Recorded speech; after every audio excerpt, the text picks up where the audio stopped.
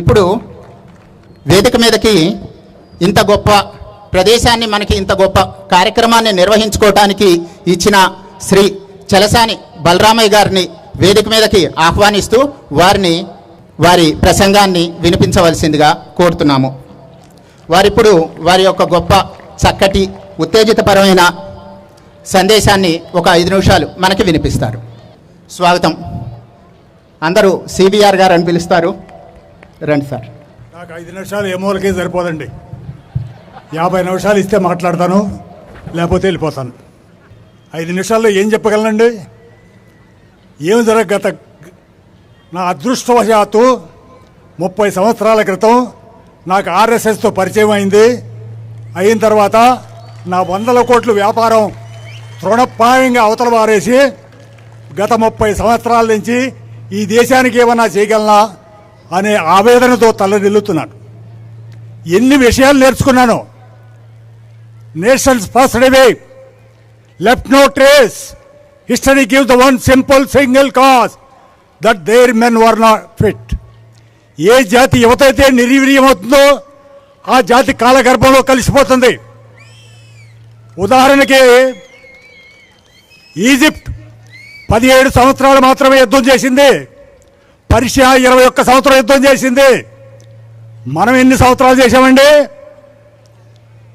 Mohammed bin Kasim కాడి నుంచి Delhi gory దాకా 500 సంవత్సరాలు రాత్రింబగళ్ళు యుద్ధం చేస్తూనే ఉన్నాం.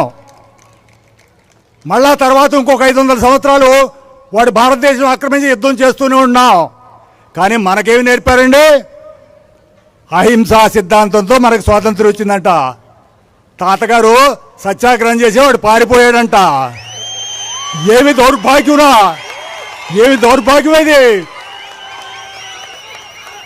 ఆమె తల్లడిల్లుతాంది నా మనసు. ఇదేనంతా ఇవాళ కారణం. గత 80 సంవత్సరాల నుంచి మన నాయకులు, చదువుకున్న వాళ్ళు, సాధు సంతులు, తల్లిదండ్రులు. I'm proud I my mother. నా తల్లి జిజాబా లాంటిది. మీరు ఎంతమంది చెప్పండి? మీ తల్లులు ఎంతమంది మీ పిల్లల్ని ఏదైనా ఘర్షణ అవుతా అంటే అదేంటో చూసినారా అనే వాళ్ళు ఎంతమంది చెప్పండి? తల్లి కానీ తండ్రి కానీ. నాకు 20 సంవత్సరాల వయసులో నేను ఎయిర్ ఫోర్స్లో పనిచేసి ఫస్ట్ హాలిడే వచ్చిన రోజున మా ఊరి మీద ఒకడు దౌర్జన్యం చేస్తా, బండబూతులు తిడతా, పెద్దల్ని స్వైర విహారం చేస్తున్నాడు. మా అమ్మంది, రే బలరాం అటు సంగతి ఏదో చూసినారా అంది. మీ ఏ తల్లి కానీ తండ్రి కానీ ఆ మాట చెప్పగలరా? చెప్పండి. ఎవరైనా ఒక్క తల్లిదండ్రులు చెప్పగలరా? మీరు సంపాదించి పెట్టిన కోటాను కోట్ల రూపాయలు మీ పిల్లలు కాపాడుకోగలరా? నువ్వు ఎంత ఎక్కువ సంపాదించి పెడితే అంత ప్రమాదంలో ఉన్నాడు నేమో మనవడు. పోగేస్తున్నారు గత 70-80 సంవత్సరాలు. ఇంకా పోగే. అమెరికా వెళ్ళు. ఈ దేశాన్ని ఎవరికి అప్పు చెబుతావు? ధర్మద్రోహులకి, దేశద్రోహులకి అప్పు చెబుతావు ఈ దేశాన్ని? ప్రపంచంలో ఎంత గొప్ప దేశం లేదు. నేను చదువుకున్న 10వ తరగతి, కానీ ప్రపంచం అంతా తిరిగి వచ్చా. ఇంత గొప్ప దేశం లేదు, ఇంత గొప్ప సంస్కృతి లేదు, ఇంత వీరాది వీరులు కల్లా ఏ జాతి కూడా. కానీ దౌర్భాగ్యం, మనలో దుర్మార్గులు, దేశద్రోహుల వల్ల మనం విదేశీయులకి దాసోహం అన్నాం. ఇప్పుడు కూడా ఇంకా ప్రతిరోజు పెరిగిపోతుంది. 70 ఏళ్ల క్రితం, 80 ఏళ్ల క్రితం మా ఊళ్ళో ఒక్క దేశద్రోహి కానీ ధర్మద్రోహి కానీ లేడు. ఇవాళ సగం మంది దేశద్రోహులు, ధర్మద్రోహులు. ఇట్లా చెప్పుకుంటే 5 నిమిషాలు కాదు, 5 రోజులు చెప్పమంటే చెబుతా.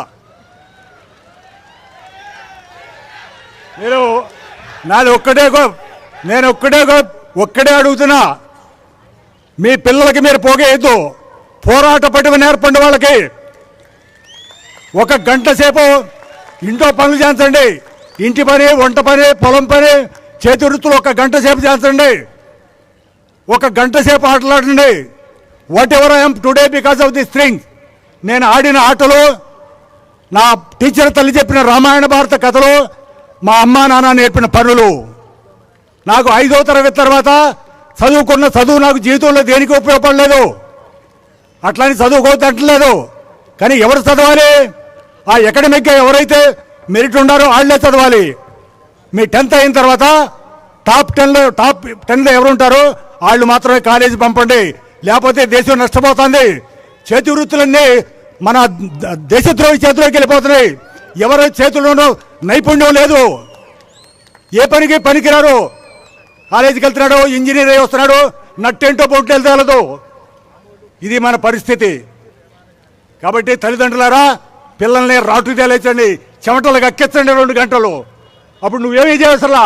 15 సంవత్సరాలతో వాడు పరిగెత్తాడు, ఎక్కడుండో ఎత్తుక్కుంటాడు, జయించి వస్తాడు, ప్రపంచాన్ని జయించి వస్తాడు. 2 గంటలు వాడి చేత చెమటకు అక్కెచ్చండి, రాటు తేలండి, శక్తి సంపద కూడగెట్టండి. అట్లాగే చదువుకున్న వాళ్ళంతా ఇతర దేశాలకు వెళ్తున్నారు, ఇక్కడ తల్లిదండ్రులు ఆస్తులు అమ్మేసి మరీ పట్టుకెళ్తున్నారు.